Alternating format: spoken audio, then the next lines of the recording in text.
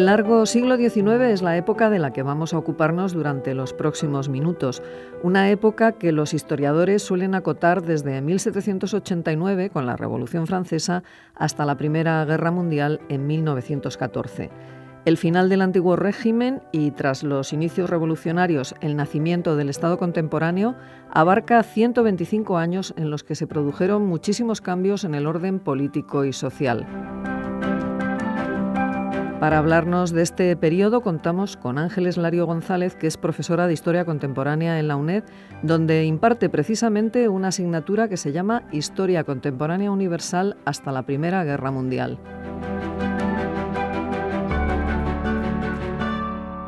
Hola Ángeles, buenos días, bienvenida a Sin Distancias. Buenos días y gracias de nuevo por acogerme aquí para contar algo de la asignatura.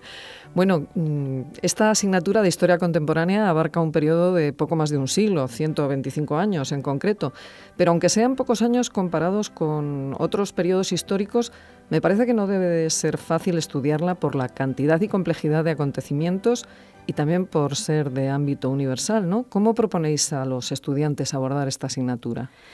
Sí, tienes toda razón. Aparentemente es breve en fechas, sin embargo es muy compleja porque es la época en la que se construye nada menos que nuestro Estado contemporáneo, toda nuestra cultura contemporánea de la política de la que vivimos hoy, ¿no? Hoy día, para analizar nuestro sistema democrático, manejamos todos los conceptos y entendemos el Estado contemporáneo que se gestó en estas fechas que abarca esta asignatura.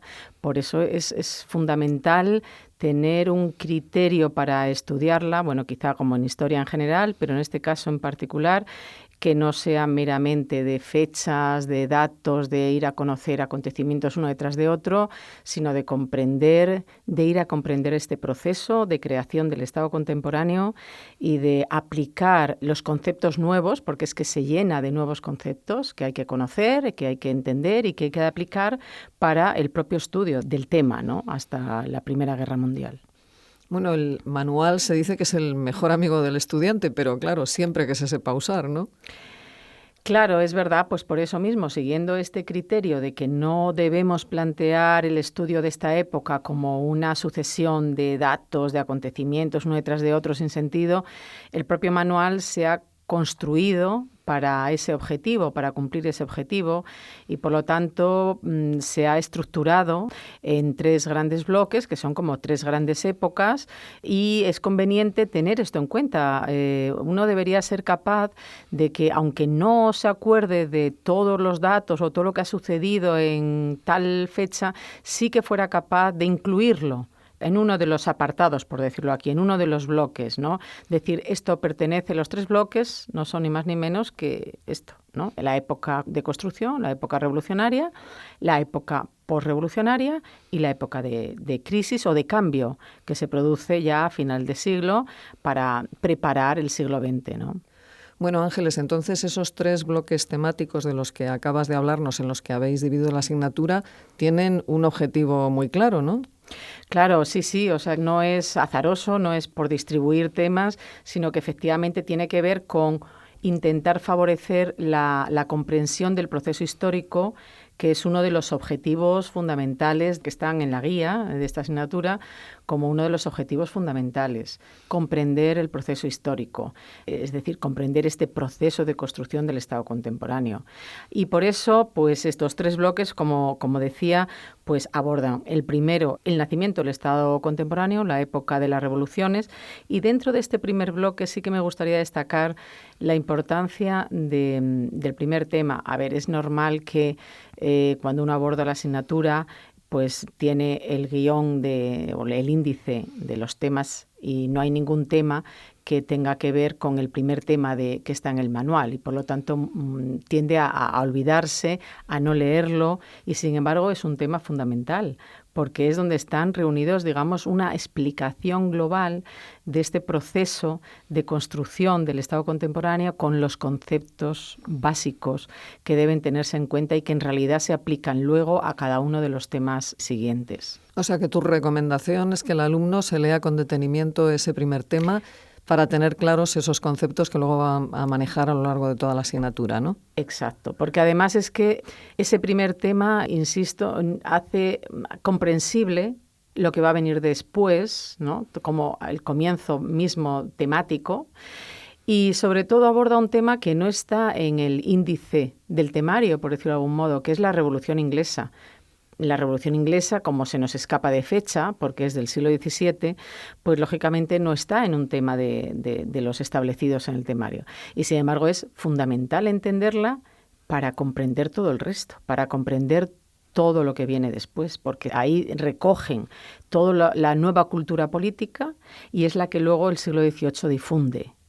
Y es la que cuando llegan las revoluciones, que es lo que nosotros empezamos a estudiar en este tema, en esta asignatura, o en este incluso apartado de la época contemporánea, pues cuando llegan las revoluciones atlánticas, burguesas se llamaban tradicionalmente, o las atlánticas, pues se alimentan de toda esa cultura política, de los nuevos conceptos, de la nueva posición del ciudadano respecto al Estado, de nuestro modo de convivencia, cómo nos tenemos que organizar, quién participa en esa organización. Todo eso sin haber leído, sin haber brevemente, de modo resumido y explicado lo que significa la Revolución Inglesa para nuestro Estado contemporáneo, realmente no se entendería. Bueno, y en los siguientes bloques, ¿qué otros temas destacarías? Podemos observar como antes de iniciar el tema primero de cada bloque, hay en la paginación opuesta un breve resumen de ese bloque. Y eso es muy interesante leerlo también, te ahorra mucho tiempo porque te explica precisamente de lo que va a tratar este bloque. ¿Qué es lo que aborda esta etapa de nuestra historia? ¿Qué es lo más relevante? ¿Por qué se caracteriza? Y así en cada uno de los bloques. Pues claro, si el primer bloque es la revolución, la época de las revoluciones, el segundo bloque es la época posrevolucionaria. Y ahí se va a explicar pues qué características tiene esta época posrevolucionaria, para luego ya entrar en detalle en los acontecimientos más relevantes que se han producido en esta etapa, pero con esa guía, por decirlo así, comprensiva de lo que queremos conseguir, de lo que tenemos que entender y de lo que tenemos que tener claro. Siendo una asignatura de historia universal, pero claro, el tema de las revoluciones me imagino que está restringido prácticamente a Europa y América, ¿o tratáis también temas de Asia, por ejemplo? Esa es una pregunta muy interesante porque claro, esto es el Estado contemporáneo y es verdad, es la construcción del Estado contemporáneo. Y es verdad que el Estado contemporáneo no afectó, por eso se llama revoluciones atlánticas, porque no afectó nada más que a Europa occidental de momento y a América.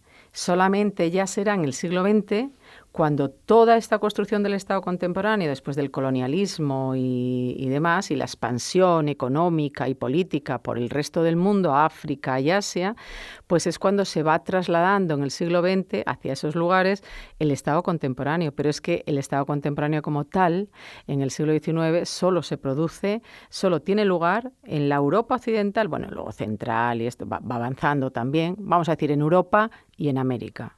O sea que es muy, muy importante esa observación porque sí, esa es la explicación de que se aborde esos espacios solamente. Bueno, y además del manual, el alumno dispone de otro tipo de recursos, ¿no?, para estudiar y preparar esta asignatura.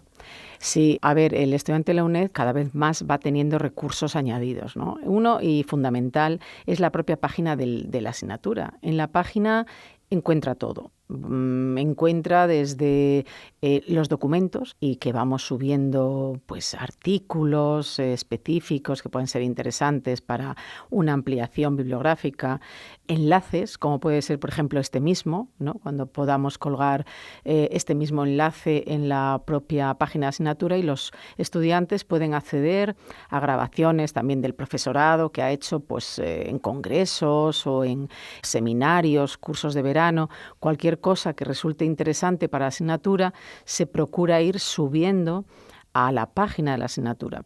Ahí mismo el estudiante va a encontrar también el foro para preguntar, para ya no solo al equipo docente, sino entre ellos, ¿no?, hacerse comentarios, preguntas, ayuda sobre cómo va la asignatura, cualquier duda que se tenga. En definitiva, la página de la asignatura es cada vez más completa. Ahí está la guía, está la guía de la asignatura. Y la guía es muy importante. Ya sé que da mucha pereza, ¿no?, cuando uno encuentra estas cosas, ponerse a leer las cosas que se dicen, pero es muy importante porque en ella se marca, y se va a tener en cuenta también pues en la evaluación, se marcan los objetivos, ¿a qué queremos conseguir con esta asignatura? ¿Cuáles son los objetivos fundamentales que el estudiante o el que aborde este tema tiene que conseguir? ¿Cuáles son las competencias, como se dice ahora, que tiene que haber conseguido cuando se dé por superada esta asignatura? Y eso ayuda a abordar el estudio, a saber cómo hay que abordar el estudio del tema, que en la guía verá, como acabamos de decir aquí también, que no es el intento de memorizar absolutamente todo y contarlo sin ningún criterio, sino contarlo de manera comprensiva, ser capaz de establecer el acontecimiento que se pregunte o lo que sea en el momento y con la explicación adecuada, y sin esforzarse tanto, o sea, esforzándose mucho más en la comprensión que en la memorización de datos, fechas, que evidentemente algunas son clave y todo el mundo va a tener que saber cuándo es la Revolución Francesa, vamos, porque el acontecimiento es lo que alimenta la historia. Y vamos a conocer los acontecimientos, pero no por el acontecimiento en sí, sino por su significado, por la trascendencia que tuvo en la evolución histórica y en el proceso histórico. Y ahí así es como hay que conocerlo. Y eso es el objetivo de esta asignatura. Bueno, ¿y qué podrías decirnos de las tutorías? ¿Qué función tienen que cumplir? Bueno, ese es un tema también interesante, sobre todo porque están en proceso también de reforma. Estamos pensando cómo mejorar o cómo hacer más eficaces las tutorías. Hasta hoy día sabemos que, aunque no es así como está establecido, la tutoría casi sustituye la clase magistral, o sea, hace, dependiendo del tutor, de los centros y demás, pues hace realmente una explicación de cada tema o algo así. Y bueno, en ese sentido, bueno, está bien en la medida de cada tutor cómo lo haga, pero hacer de guía, el tutor, de guía precisamente para el estudiante, para cómo abordar la asignatura, qué es lo más relevante de la asignatura, explicar y hacer comprender los conceptos básicos de la asignatura, más casi que una clase magistral, podría ser, dependiendo ya de cada uno, pues hombre, el tutor además es el que está al lado. La UNED tiene estas circunstancias de que somos una universidad que llega a los sitios más lejanos, no solo de España, ¿no? Claro, el tutor es el que está cerca del estudiante, físicamente también, ¿no? Y el que puede atender inmediatamente las dudas. Pero es verdad que hoy día con los foros y con la página de asignatura, esas dudas cada vez más se vuelcan también en esas consultas al equipo docente, que además sirven para todos los estudiantes que las pueden leer, las preguntas y las respuestas, pero que duda cabe que el tutor ahí como guía para abordar la asignatura, guía cotidiana para abordar la asignatura, para hacer las pruebas que se establecen de evaluación continua, que por cierto, precisamente siempre se pone, la primera prueba siempre es para evitar este olvido del tema 1, siempre está relacionado con este primer tema, con conceptos de este primer tema, para que lo trabajen necesariamente, y luego ya la segunda prueba pues ya varía dependiendo de cada año, pero el primer tema siempre aparece en las pruebas de evaluación continua, y el tutor al final es el que tiene que guiarlos y el que tiene que abordar también incluso pues la corrección de estas pruebas. Bueno, pues con toda esta información esperemos que nuestros alumnos encuentren ayuda para poder afrontar el estudio de esta asignatura. Ángeles Lario González, profesora de Historia Contemporánea en la UNED, muchísimas gracias por habernos acompañado esta mañana en Sin Distancias. Gracias a vosotros y espero que además de ayuda les resulte interesante y apasionante el tema.